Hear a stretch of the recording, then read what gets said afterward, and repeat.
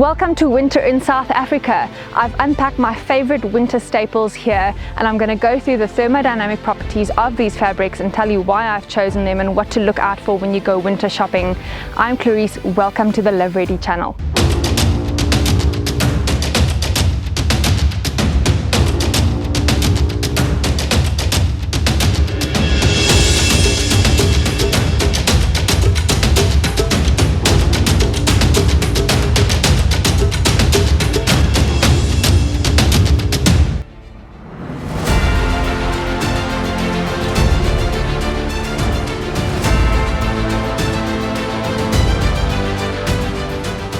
Even just dropping your core body temperature by a couple of degrees can see you suffering from hypothermia.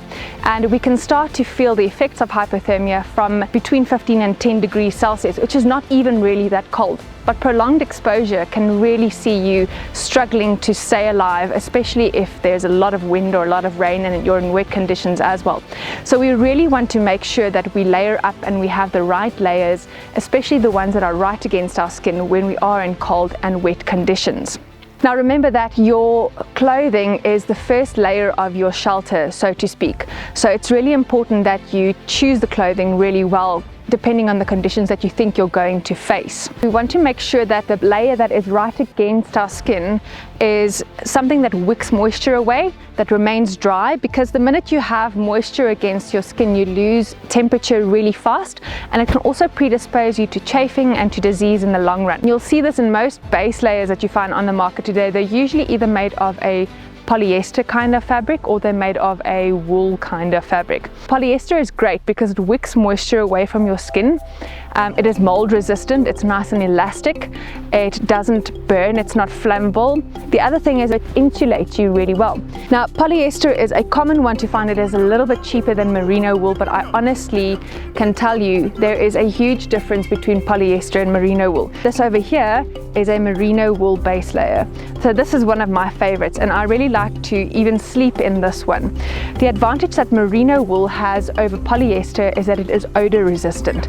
So you can wear it for prolonged periods of time in comparison to a polyester base layer. You can wear it for a couple of days. So if you're a lightweight hiker trekking up the mountain and you've got only space for one jersey in your bag, otherwise it gets too heavy, go for merino wool. Merino wool will keep you warm even if it is wet. It has superior UV properties, so it's UV protective, and even in snowy conditions we have to be concerned about UV because the ice and the snow reflect sunlight onto us, so we want to be sure to have something that is UV protective. It is a great thermal base layer, so it will keep you super warm. If you are looking for a merino wool base layer, you might find that they advertise them with a GSM rating. So GSM is the grams per meter squared or per square meter. The denser the material is, the warmer it's going to keep you. So this one is about 150 GSM, and you'll see you get about 200 GSM and 250 GSM as well. Depending on the conditions you're going to face, you're going to pick a thicker jersey. Merino wool jerseys can also be used as a second layer because they are nice and warm and they're soft and elastic. You can wear it over, maybe you've got a polyester base layer and you want to wear a thicker merino wool jersey over, by all means nothing stops you from doing that. Merino wool is also fire retardant, so if you have a merino wool jersey, you're sitting nearby a fire, it's not going to burn holes if a little ember gets onto you. Further to base layers, you can also get a base layer tights. So these are a polyester thermal base layer, tights or trousers. They are great underneath your trousers. I'm currently wearing a base layer underneath my clothing, pants and a top, and it keeps me nice and warm. These are also, because they are polyester, they'll obviously wick moisture nicely, and you can pair them. You can have a merino wool top and a polyester trouser, perfectly fine. You can wear a base layer and then double it up with a second layer, which can be something like a nice fleece jacket. Fleece is lovely because it's warm. This is a polyester fleece, and you'll see sometimes they mix the fibers a bit, and it will maybe be like part polyester, part merino wool, which is perfectly fine, or part polypropylene, part merino wool. So that's your base layer and your second layer covered. Remember, the more layers you have, the warmer you're going to be. Same thing goes for layering up in cold conditions and layering down in warm conditions. Just take off a couple of layers if you're getting too hot. Having said that, if you are tracking and you're getting warm and you take off a jacket, remember to put it back on when you rest so that you are nice and warm and you don't lose body temperature. Our bodies take a lot more energy trying to heat up than they do trying to stay warm. If you find yourself in a survival situation where you are ill-equipped to maintain your core temperature, either because you were unprepared or you got caught off guard, remember that God gave us the elements in our environment to help us to survive. Animal furs and plant materials can also help you to maintain your core temperature. So if you need to make use of animal furs in order to survive, then go ahead and do that. Animals are equipped to survive in cold conditions, and it's the reason why we use things like duck down in our jackets and why we have things like beaver mitts to keep our hands warm. Our ancestors survived making use of these materials. Next up is cotton, and there is a saying that says cotton kills. So cotton gets a bad rap with the outdoor community because it retains moisture. So if you're going to wear a cotton shirt right against your skin and you're going to sweat, you're going to perspire, it's going to catch all of that moisture and it's going to keep it against your skin, and you will suffer from exposure much faster than you would with a dry layer of clothing. However, cotton is not all bad. In hot conditions, you can take a cotton shirt, wet it, and then put it around your head or put it over your shoulders or keep something cool with that wet shirt. If you are layering cotton in cold conditions, then just make sure that it stays dry and it's not the first layer, it's not your base layer, because obviously you will perspire a little bit. So if it's your third layer, then that's perfectly fine.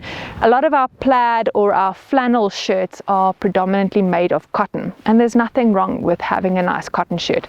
They are nice and warm, and they do have nice thermal properties. So by all means, if you like a cotton shirt as a jacket in dry conditions, there's absolutely nothing wrong with that.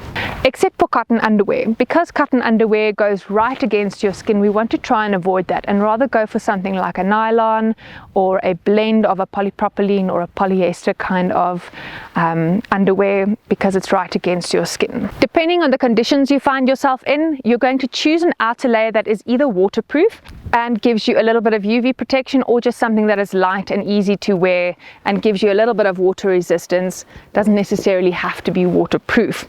So this over here is a Craghoppers Adventure shirt. It's actually Sean's shirt, so this is a men's one.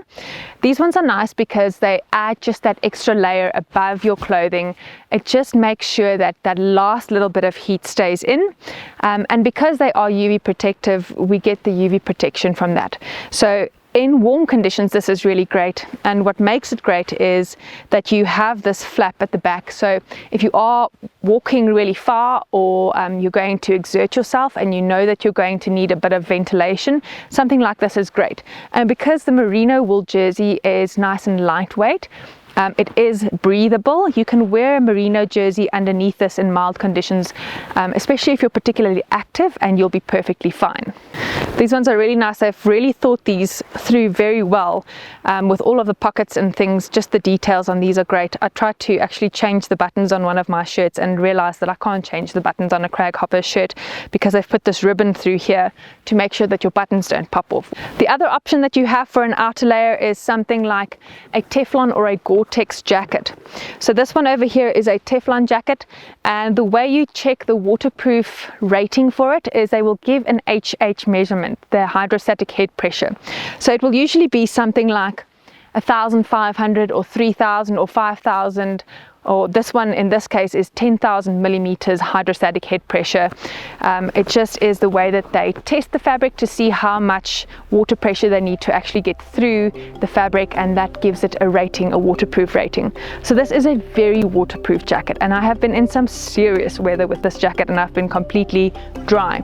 The only thing I find is if you have a really waterproof jacket with a very high waterproof rating, it can be that your perspiration, if you're exerting yourself, can actually get caught up inside the jacket. But all in all, a great jacket to have. This is a Wenven jacket, one of their, I think it's one of their military style jackets. So this Wenven jacket has a synthetic material in it to replace the use of goose down, but goose down jackets can be particularly warm, although they are a little bit more heavy. So you can have a look at how much goose down is in there and what the jacket is rated for, what kind of temperatures it's rated for. It's just not advisable to wash jackets with goose down often, as the goose down may clump together and reduce the amount of insulation that you get in certain parts of the jacket. And then if you have washed it, fluff your jacket out nicely before wearing it. That will help to insulate you better. Now I'll post the links for these products in the description to this video, so if you feel like shopping around or doing a bit of research for yourself and adding some of this to your bug out bag, then go ahead, check the video description. The links will be there. If you are looking for a waterproof jacket, then Gore-Tex fabrics are really nice to go for as well. Usually what they will do with a nylon or a polyester fabric is they will coat it with polyurethane. So that's the PU that you see in the writing for fabric. So if it's PU coated, it means that they've treated it with a layer of polyurethane. The reason why we like polyurethane is because it is breathable, more so than what silicone is. So our tops sometimes are, you'll see a still poly or a still nylon top. It means that it's a polyester or a nylon top that's coated with silicone or sometimes polyurethane on the one side, silicone on the other side. Silicone is very waterproof, but it is less breathable. So polyurethane is really nice. So if you see that they've coated your jacket or something that you're looking for with polyurethane, then you know that it has a relatively breathable, waterproof fabric. The hydrostatic head pressure rating is going to tell you just how breathable or how waterproof that fabric or that item of clothing is going to be. If you are looking for waterproof trousers and you're going to spend a lot of time in the snow, you can always go looking for something like a snowboarding or a ski pants. You get really nice pairs of ski clothes, a jacket and a trousers. They usually make them really nice matchy pairs, and they'll be really tough and durable as well, which is the advantage of Teflon. Teflon is quite a tough fabric. Last but not least, we have a couple of accessories. So we have nice hats for the snow or some beanies. Wool is really nice. Wool is really warm, so you can always go for something that's wool. Doesn't matter if it's supposed to actually be pretty. If it's wool, it will still do the job and keep you nice and warm. And having some wool socks is also really great. So these ones over here are the Balega socks. I have probably got 20 pairs of these. I love these socks, I really do. These are partly made of mohair, which is a kind of wool. Mohair, once again, wicks moisture away from your skin. It is nice and warm. Having nice warm wool socks really makes a difference in your boot. In the snow like this, having something to keep your toes warm is great. And if you can, and your shoes allow it, or you buy your shoes a size bigger, then you can also double up your socks. Remember to keep an extra pair in your bag. In extreme cold conditions, remember to cover up your hands and your face as well. Wear a balaclava, wear some gloves. You can even double glove, wearing a thinner glove inside a thicker glove. Well, that's it guys, that's my whole layering system. Leave a comment in the description. Let me know what your favorite base layers and top layers and waterproof layers are, what brands you prefer, and until the next time, live ready.